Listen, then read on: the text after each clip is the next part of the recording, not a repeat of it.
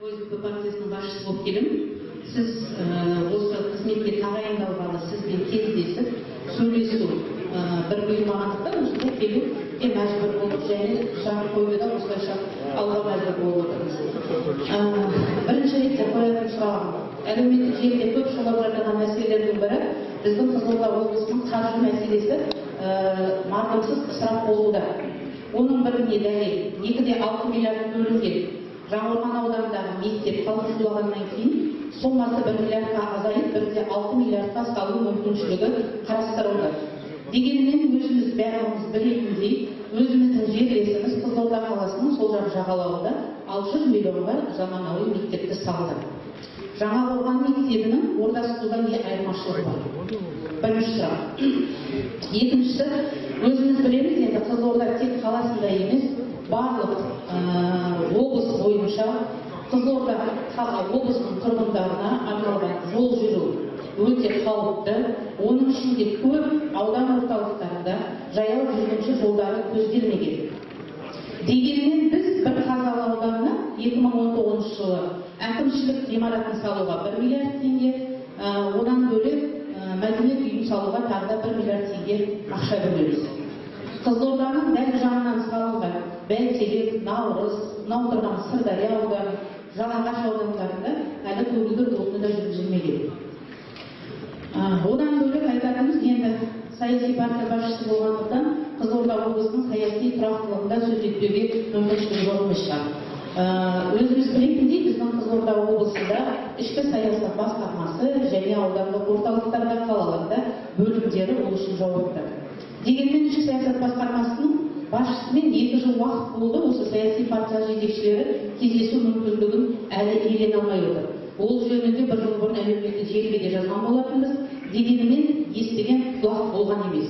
Сол себепті сіз осы орынға келгелі, осы мәселені түбегейлі қарасаңыз. Одан бөлек Қызылорда облысында біз өзіміз білеміз, Қызылорда облысы әкімдігі жағынан түрлі осы семейға ақша бөлінеді. Тек ішкі саясат басқармасымен ақпаратты жарнамалау мақсатында 300 миллион теңге жеке бақ өкілдеріне бөлінеді. 400 миллионға жуық сыр медиаға бөлінеді. Онан бөлек бізде өңірлік коммуникация қызметі тағы да бар. Ол да облыстық әкімшілік жағынан қаржыланады. Бізге бір қызметті атқаратын 3 мекемені бүгінгі күнде қаржыландырудың қаншалықты қажеті бар. Оның жағында әкімшіліктің ең бірінші міндеті ол облыс тұрғынының хал-ауқатын, оның экономикалық тұрақтылығын қалыптастыру болса, неге біз тек әкімшіліктің қызметін жарнамалауға осынша ақша жұмсаймыз? Госэкспертизадан өтіп, мемлекеттік сатып алу процедурасынан өткен. Одан кейін, осындай күмәнді сұрақтар болғаннан кейін, ол жерде геологический экспертиза жасау үшін тиісті мамандарды шақырып, тиісті мамандар өлшеп, бірінші жаңағы мемлекеттік сараптаманы жасаған жаңағы тұжырымдамасы дұрыс деген мәлімет беріп отыр. Одан кейін сіздер тағы да неше түрлі жаңағы нелерді халықтың арасында мәселелер көтерілгеннен кейін, біз болмағаннан кейін министрмен сөйлесіп, вице-министр келіп, жаңағы госэкспертизаның басшысы келіп, осы жерде қарады. Олар да дұрыс деген тұжырымдама беріп отыр.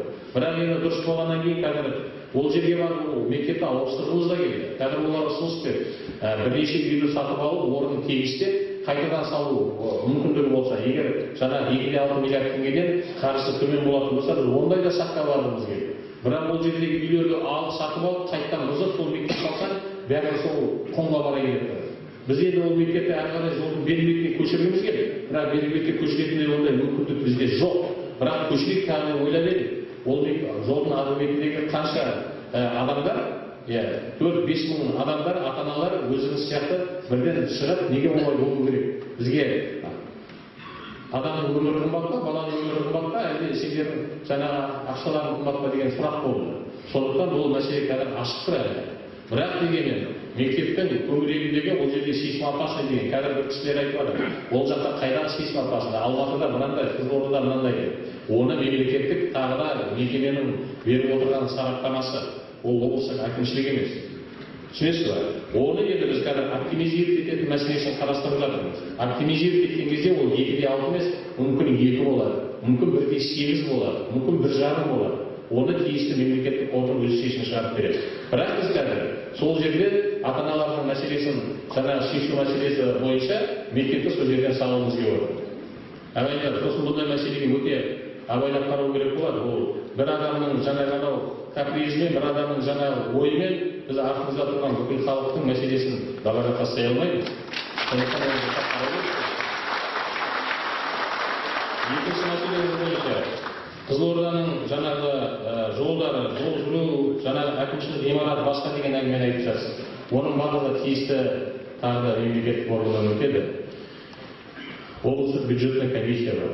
Одан өтеді. Одан кейін барып жаңағы интернет жаңағы неге сайттар қоямыз. Одан талқылаудан өтеді. Общественный советтен өтеді.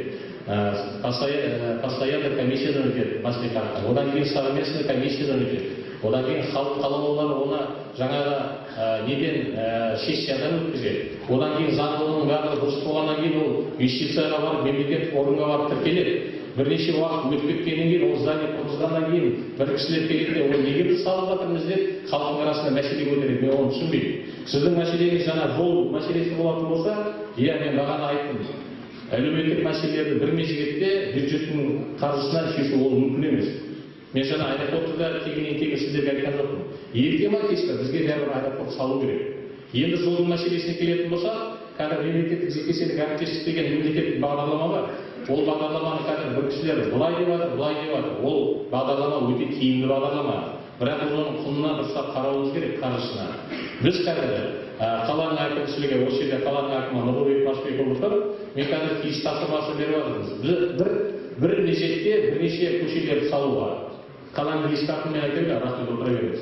Қаланың ескі атымен айтайын.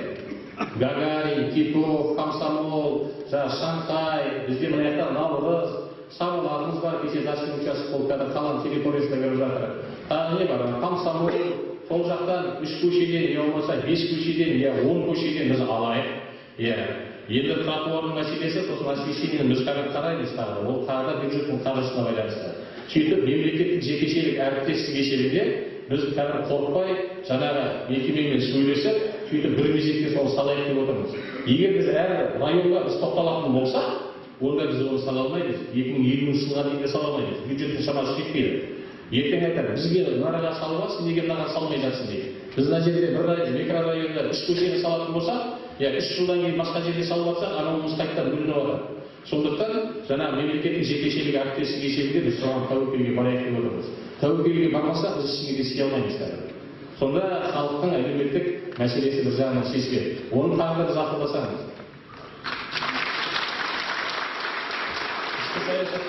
Саясат басқармасы бойынша ол енді мемлекеттік аппарат, сіздің жаңағы қанша қаржы бөлініп отыр, басқарылып отыр деген мәселелеріңізді бұл жерде енді сонша халықтың алдында айтып отырған ол дұрыс болмайтын шығар.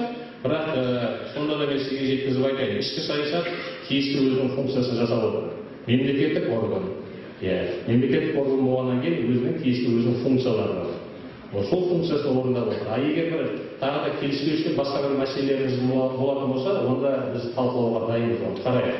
Бізде қазір мемлекет басшысы, президентіміз бізге қазір беріп отырған тапсырмасы халықтың үніне құлақ асатын үкімет, мемлекет құру. Біз сондықтан сіздердің айтқан мәселелеріңізді далаға тастамаймыз. Талқылауға дайынбыз. Бірақ қандай да бір шешімнің артында үлкен халық деген армия бар екенін ұмытпайық.